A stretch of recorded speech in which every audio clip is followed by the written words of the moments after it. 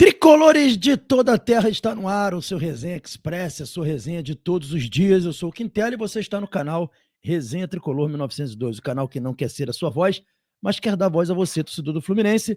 Fica aí que está começando o seu Resenha Express.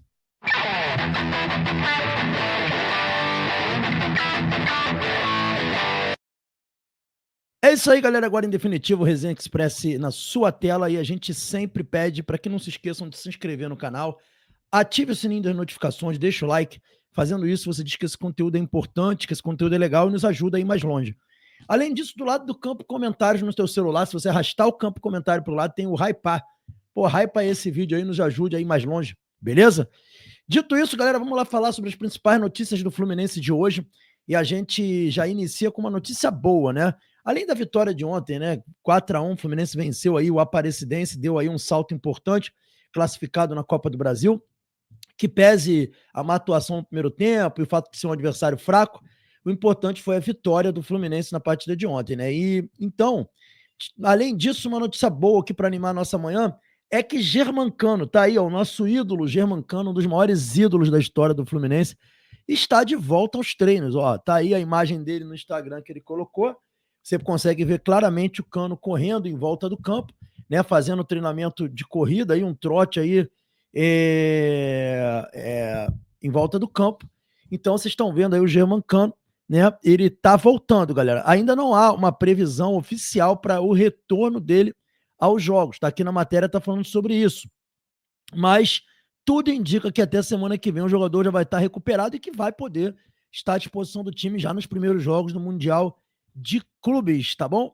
Então a notícia boa aí para vocês, o retorno do homem Germancano está voltando ativa e vai estar já já à disposição do Fluminense. A gente estava precisando disso.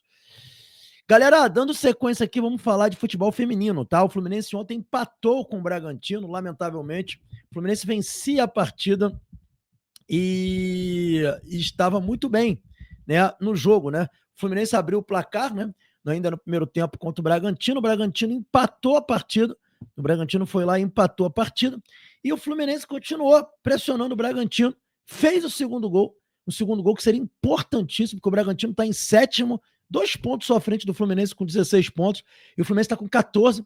Ou seja, se o Fluminense vencesse ontem, ele iria a 16, que ele estava com 13, e o Bragantino, que estava com 15, ficaria com 15 pontos. O Fluminense seria 16, passaria o Bragantino, assumiria a 7ª posição no Campeonato Brasileiro e ficaria entre os 8 primeiros. Mas, infelizmente, no fim do jogo, o Fluminense ganhou de 2-1. No fim do jogo não, aos 25 do segundo tempo, a goleira Cláudia recebe uma bola recuada e tenta fazer o que não sabe, né? Tenta driblar a atacante adversária, perde a bola, e aí a jogadora do Bragantino empata o jogo aos 26 minutos do segundo tempo. Uma falha inacreditável da Cláudia, que, assim, depois que foi convocada para a seleção brasileira, a Cláudia andou dando umas falhas que não se espera dela. E ontem, infelizmente, ela foi a responsável direta pelo empate do Fluminense. Foi uma irresponsabilidade de uma goleira, que é goleira de seleção brasileira. Acredito que isso vai pesar negativamente para ela, ainda mais tendo sido convocada. Eu acho que tem coisas na vida que a gente tem que pensar bem antes de fazer. São erros que não são aceitáveis, e esse erro da Cláudia não foi aceitável, né? Ela acabou dando aí o empate que complicou muito a situação do Fluminense no Campeonato Brasileiro. Vou mostrar para vocês aqui, só para vocês terem uma ideia como é que está a classificação do Brasileirão feminino, ó. Olha como é que está a classificação. O Fluminense ainda tem chance de chegar aos 8 primeiros. Ele está com 14 aqui na 11ª posição, tá vendo? O oitavo tem 16 pontos. Mas ontem, se o Fluminense ganhasse, ele estava aqui, ó, em 7º, com 17. Infelizmente, prejudicou muito o Fluminense, a Cláudia, com essa tentativa de saída de bola aí que atrapalhou as nossas pretensões. Tá bom, galera? Falado aí sobre o futebol feminino, a gente vai falar aqui sobre Renato Gaúcho. O técnico do Fluminense ontem foi perguntado na coletiva sobre a saída do Renato Augusto, né? Por que o Renato Augusto saiu, por que ele acha que saiu, se ele conversou com o Renato. E vamos ouvir aqui o que o Renato Gaúcho falou ontem, eu achei interessante. Ele disse claramente que ele já sabia que o Renato estava para sair do Fluminense, e ele fala até em aposentadoria. Vamos ver o que o Renato falou aqui, vamos embora. Vamos ouvir juntos. Sobre a saída do Renato Augusto, vocês tiveram alguma conversa, você como líder dele, vocês tiveram uma conversa, ou ele foi diretamente na diretoria? Você deu algum conselho para ele, por conta das lesões também? Ele estava se sentindo mal, por não poder ajudar o clube, por não poder atuar. E, então, queria saber desses bastidores, se vocês tiveram alguma conversa sobre isso. Olha, quando eu cheguei no Fluminense, já tinha esse zum, que ele poderia parar de jogar. Eu não estava acreditando muito, então ele foi levando. Eu comecei a dar oportunidades para ele. Ele era um jogador importante, um jogador inteligente, um jogador importante no grupo, um jogador bem acima da média, um jogador que nesses anos todos mostrou o valor dele, a capacidade dele. Fiquei triste, falei com ele ontem, mas praticamente já tinha me buzinado no ouvido que ele iria parar. Eu falei com ele ontem, perguntei por quê. Ele falou que não estava aguentando mais as lesões, estava um pouco estressado com as coisas, e ele estava precisando descansar. Eu ainda falei para ele ontem, pensou direito, repensa, você vai fazer falta para o futebol.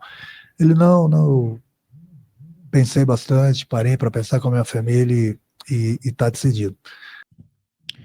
Tá aí, galera. O Renato Augusto e o nosso amigo Rodrigo Dias do canal Ligados no Flu, ele já tinha trazido essa informação, né?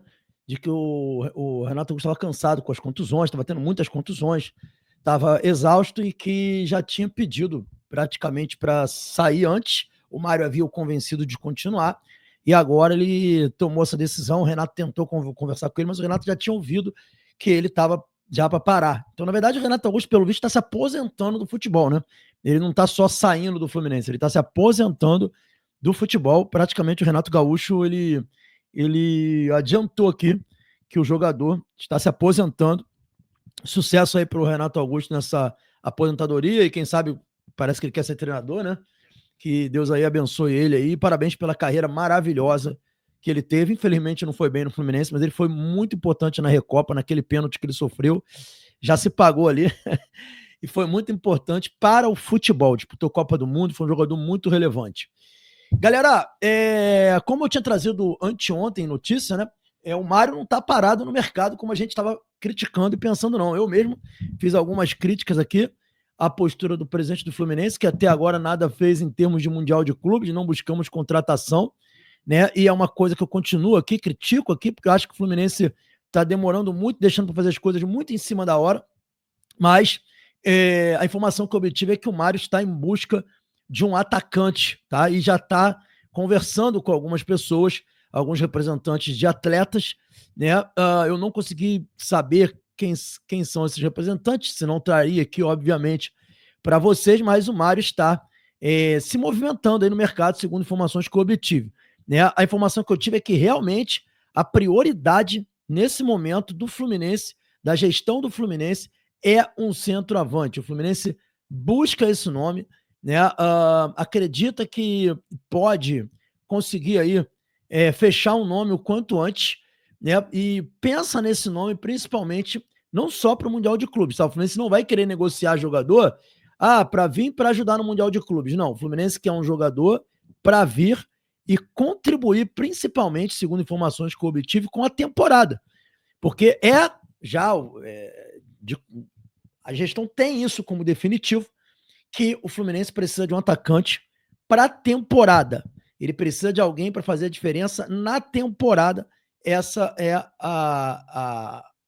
o princípio de onde parte a análise do futebol do Fluminense. Não adianta você contratar um jogador de peso para disputar o Mundial e depois, no resto da temporada, você não ter esse jogador e ainda ficar nesse revezamento de Cano com Everaldo. Everaldo já se revelou um jogador que é muito limitado, até tem sido útil, faz algumas boas partidas, né? Fez uma boa partida ontem, embora o contexto competitivo do jogo, né? A gente tem que levar em consideração.